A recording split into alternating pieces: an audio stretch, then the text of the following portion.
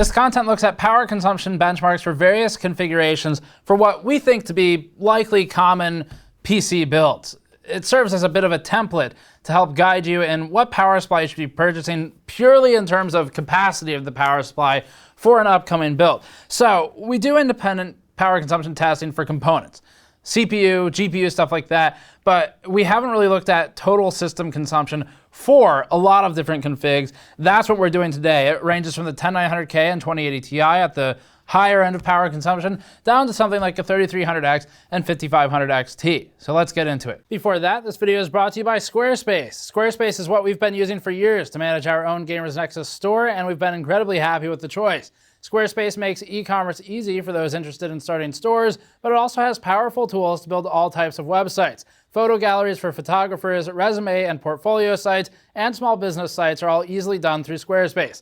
Having built a lot of client websites the old way before running GN full-time, we can easily recommend Squarespace as a powerful, fast solution.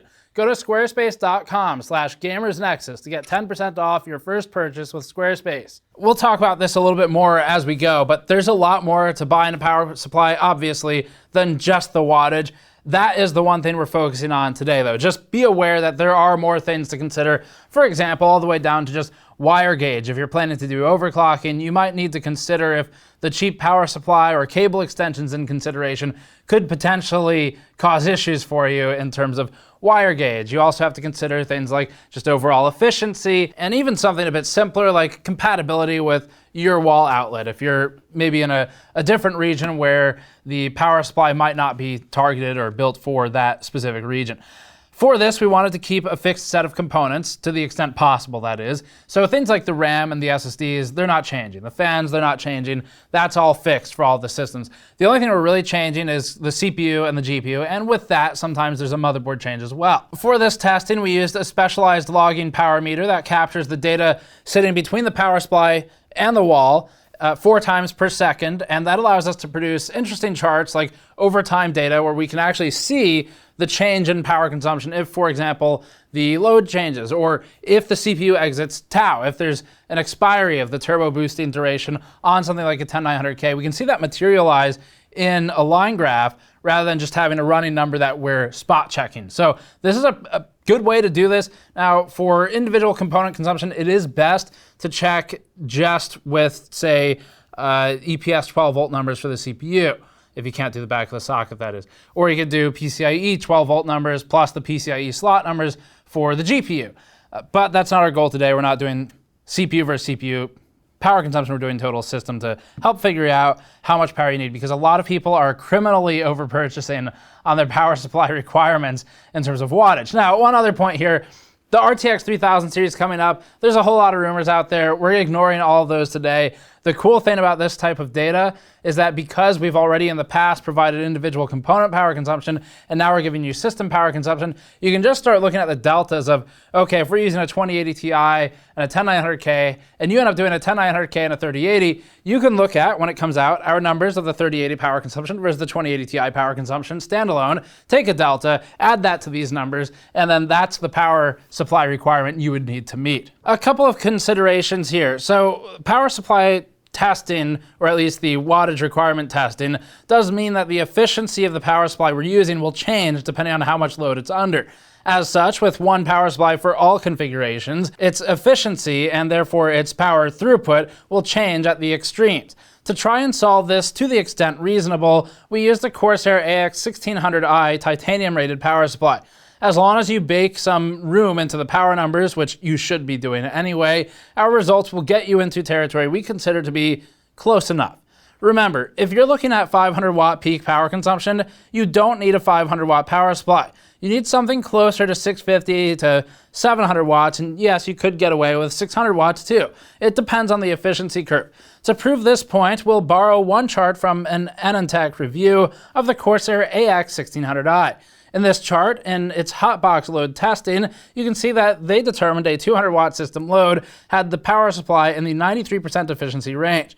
whereas the peak of its curve is closer to 700 watts to 900 watts for about 96% efficiency. Note also, this number will change a bit based on other factors, like where it's plugged in, if you have a 115 volt outlet or something else like 220, and things like the temperature of the unit. Now, no testing is perfect, and we find it important to note the methodological shortcomings and challenges that we face in testing. So that was the main one here, where for this kind of test, we could take a power supply we consider to be appropriate for each build and test that, but then you're playing around with a whole bunch of other factors that we didn't want to consider for this. So we're getting into pretty damn close territory, and then you can extrapolate the rest. This power supply is a good one, and it's going to get us relatively clean data with minimal peak-to-peak variance.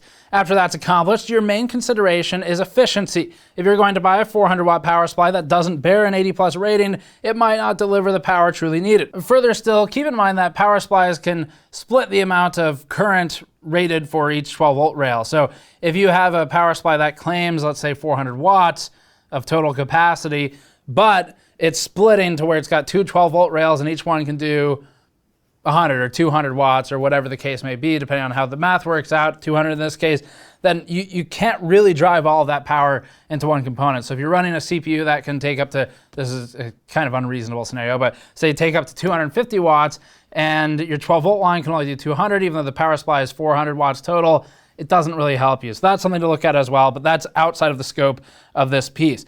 So, as stated, there's a lot more to consider, but let's get into just the numbers for the power supply wattage requirements for a few different configurations, and we'll put those configurations on the screen now as well. We'll start our charts with a 100% torture workload, which places both the CPU and the GPU under a complete system load. You'll almost never encounter this in a gaming scenario because most games end up loading one component more heavily than the other. For workstation scenarios, it's possible to end up at 100% system load for a simulation or a render, leveraging both the CPU and the GPU. Folding at home would be more of a pedestrian example that most people are familiar with, while deep learning, AI work, or even something like Blender would be another example where you can easily load both components in the system. This test is conducted with our Blender torture workload running alongside FurMark, loading both the CPU and the GPU completely for each component. This is something of a worst-case power scenario. Here's the chart. Our R5 3600 and RTX 2060 KO configuration required just 307 watts for this, without overclocking either. So you could be comfortable with a 450 to 600 watt power supply, depending on how much overhead you want for future upgrades, overclocking, and how close to the peak of the efficiency curve you want to be. The 3300X and 5500XT configuration required roughly the same amount of power. With a 3700X and 5700XT, we've now upgraded the GPU and the CPU alike, and both require more power independently than the previous two builds. If you look at our reviews for each individual part, you'll see how these add together to equal about the same amount of power as we're seeing here, 361 watts in this case, which is just behind the pure gaming build's power requirement at 384 watts. Either of these would be comfortable with a 500 watt or 600 watt power supply. An RTX 2080 Super and 10600K or the 2080 Ti with the same all end up in the 420 to 440 watt range when fully loaded, and we don't breach the 500 watt wall until the 10900K and the 2080 Ti. In that configuration, the short duration test runs 67 watts higher than the long duration test. That's not news. That's because Intel's turbo boosting policy has us running extra power for about a minute before it dies down. And we talk about that in the 10900K review if you're curious about how exactly that works. Thus far, you can see how so many people overbuy on their wattage requirements. If you ran a 3990X as a higher end example, that CPU alone runs about 220 watts. So that'd put us within 20 watts of the short-term duration for the 10900K standalone. This plot will be for the overtime power consumption of just the 10900K and 2080 Ti build. For the 10900K build, you can see that the load really kicks in at 28 seconds when it really starts, when everything's launched, and then it falls down at about 72 seconds. So we're right around the expected turbo duration window for Intel's 10900K. That dip after 70 seconds is from the CPU spinning down to a more sustainable clock, which also brings it closer to the 120 to 125 watt number associated with Intel's advertised TDP. Our next chart starts a look at games. For this one, we're testing total system power consumption while playing Red Dead Redemption 2, tested under both 1080p and 4K settings. We used our GPU review settings for Red Dead 2, positioning it with high settings overall, and the 4K load shifts the utilization almost entirely to the GPU, with the CPU obviously doing more when less GPU constrained, like at 1080p. Here's the chart. The power consumption range here is as low as 211 watts and as high as 431 watts. The 5500 XT and 3300X budget gamer build could handle this game with about a 400 to 450 watt power supply and be completely fine. But you also have to account for those bursted full load scenarios shown in the previous chart should they happen, so you'd still ideally account for a higher power workload even if it's not expected to happen frequently. Further, there's a point of diminishing returns where a lot of the 400 watt power supplies end up being lower quality proportionally when compared to their 450 to 500 watt counterparts. This makes it more worth buying a tick up anyway once you're this low on power capacity just to get overall better unit quality. There are companies that make good 400 watt power supplies, but the ability to actually get one right now is not particularly high. In a sense, you can think of this like how true 2666 MHz RAM is about the same price as 3000 of a similar latency these days, or even a better one. And that's because 2666 isn't really getting made anymore at this point, at least not in the types of kits we're talking about. As for the R5 3600 and 2060 KO mid-range gamer build, that one pulls about 255 watts, and power consumption ticks up about 10 watts at 4K because the GPU becomes more fully engaged. We are more CPU bound at 1080p, so that's the reasoning for the difference in power consumption. The 10600K and 2070 Super see similar behavior, except at 311 to 320 watts. It's not until upgrading to a 2080 Ti that we see power push past 400 watts. The disparity between 1080p and 4K power consumption, once again, only flips because of which component gets the most load. In the case of the 10900K, there's also some consideration of turbo duration limits. For example, if we were to pull data from just the first 50 to 60 seconds of gaming, the power consumption number would be higher overall because the CPU would be pulling harder. But most people don't really game for a minute at a time, so we're looking at the more aggregate number and after considering tau expiry. Our next test is the Grand Strategy campaign game Total War 3 Kingdoms, tested with ultra settings. This is the most abusive GPU workload we'll produce during this set of test data. For this configuration, the maximum power consumption is about 420 watts when running 1080p with the 2080 Ti and 10900K. Power consumption for this config drops to 382 watts under a GPU-focused load, as the CPU power requirement falls disproportionately compared to the GPU power requirement increase. In other words, at 1080p, the GPU is doing more work than the CPU is doing at 4K, and so power runs higher at 1080p with both components more equally loaded. In fact, for most of these configurations, power consumption is higher at 1080p in this game. All of the battle simulation in Total War creates additional CPU load, which contributes partially to this behavior. For the 3300X and 5500XT build, you'd again be fine between 400 watts and 500 watts, depending on if you're seeking certain power supply qualities that might not exist at the lower end of the range. The 2060 KO and the 3600 build, meanwhile, which we imagine is likely one of the most common configurations, would do well with a 450 to 550 watt power supply while allowing some expansion or OC headroom.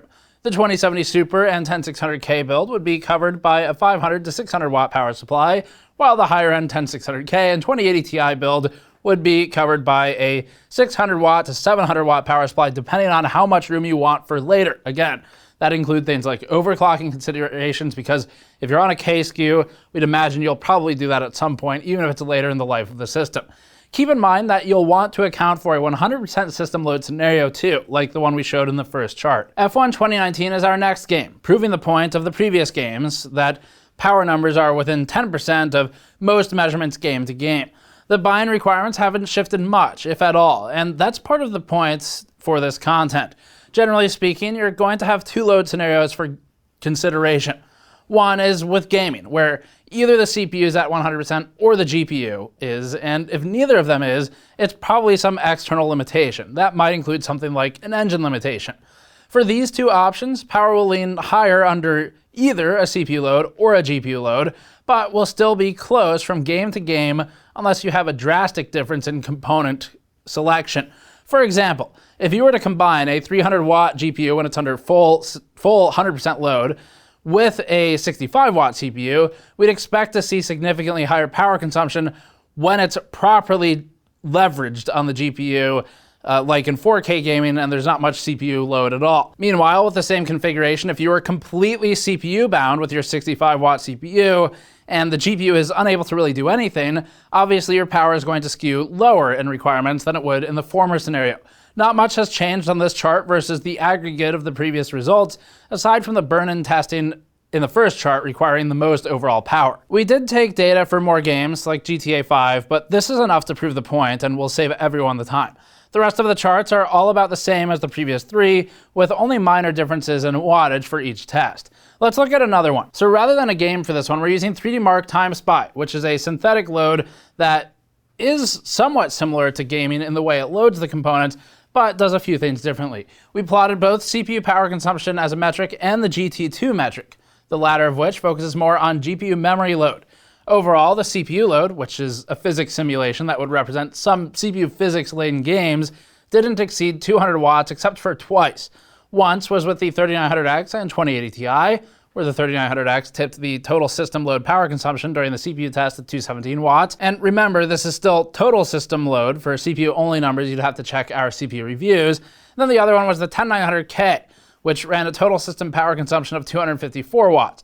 That's with CPU-only power consumption at around 200 watts or so, and you've got the rest of room for other components. As for GPU load with GT2 testing, the power consumption was around 400 watts in the worst case and 212 watts in the lightest case with the 3300X and 5500 XT.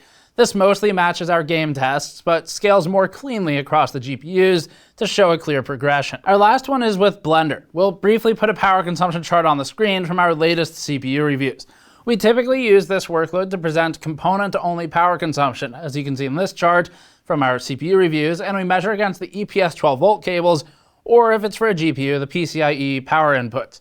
In this scenario, we're taking total system power, so numbers are up overall versus being from the CPU-only power consumption chart.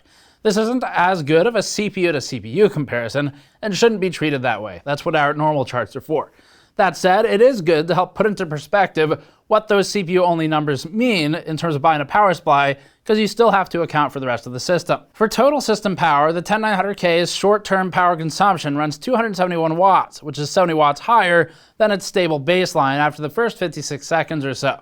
That's due to the boosting duration limits, as we've now seen a few times. Nothing exceeds 300 watts here. As stated a few times in this video, there are a few other considerations beyond just the capacity of the power supply to think about. Less power-hungry setups are a great example of this. Although some of these configurations could get by on 400 watts just fine, the problem that emerges is one of quality of the power supply at 400 watts. Just like with RAM, there's sort of a baseline quality where even though it's possible to build a really good 400 watt power supply, most companies don't bother. You might have to bump up, say to 450 or 500 watts as a baseline to get other features in the power supply that you want that might not be brought down to the 400 watt tiers. That's because the baseline per unit cost is high enough that manufacturers have a hard time justifying a higher quality, lower wattage ATX power supply, especially when fighting a marketing battle where people are going to go, well, this one's 400 and it costs the same as that 500 watt one, so I'm going to buy the 500 watt one. Every configuration we tested today for the scenarios we tested would be completely fine on a 600 watt power supply. That doesn't mean you should buy a 600 watt power supply, but it illustrates the point that you don't need 1000 watt power supplies for this type of setup. There are scenarios where that starts to matter, multi-GPU, or you start running things like complicated storage arrays with a dozen hard drives in the mix, or you start thinking about if you're going to have multi-socket solutions, maybe you're running heavier overclocks. For example, a 10980XE, we can easily get into the hundreds of watts territory with overclocking. We've had them running at 500 plus in some of our tests in the past. So overclocking is a major consideration as well, and that's one where you should consider baking in some additional overhead for any overclocking efforts. Fortunately, we have overclocked numbers in the per component reviews. So although we don't have them here, if you want to know how much power a 10900K draws at its max overclock with a voltage that's reasonable, keeping in mind here that every overclock is going to be a bit different. Yours might not require the same voltage ours did, but you can look at our review for it, check the overclocked versus stock power consumption numbers, and take that delta, and then you can kind of bake that in as your extra headroom if you plan to do similar overclocking.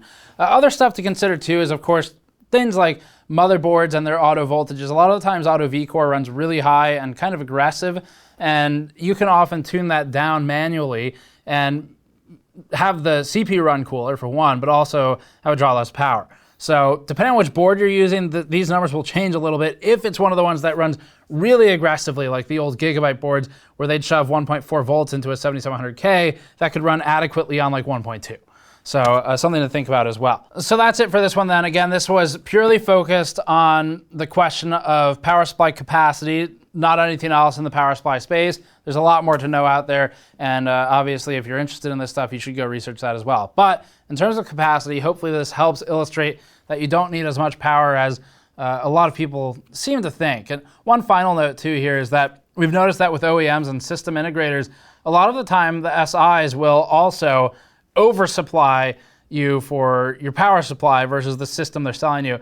And one reason for that we don't talk about a lot is just because of the business of it, where they start talking about, let's say their power supply supplier has a whole bunch of power supplies of a certain capacity, maybe 850 watts, and they want to move them. So there might be a rebate exchange or MDF, Marketing Development Fund, or some kind of exchange between the SI and the power supply supplier, where upon the systems being built are getting shipped out the door with, say, 850 watts because that supports their entire range of configs. Maybe the top end build really does need that 850 and the lower end only needs 400, but if they're able to scale it more easily in a business sense, sometimes you'll see it oversupplied from SIs as well. So that's it for this one. If you want to support us directly, as always, you can go to store.gamersnexus.net to pick up a medium mod mat or a mouse mat, both of which are in stock and shipping now. Or you can go to patreon.com/gamersnexus. Links in the description below for additional resources and information. Thanks for watching. We'll see you all next time.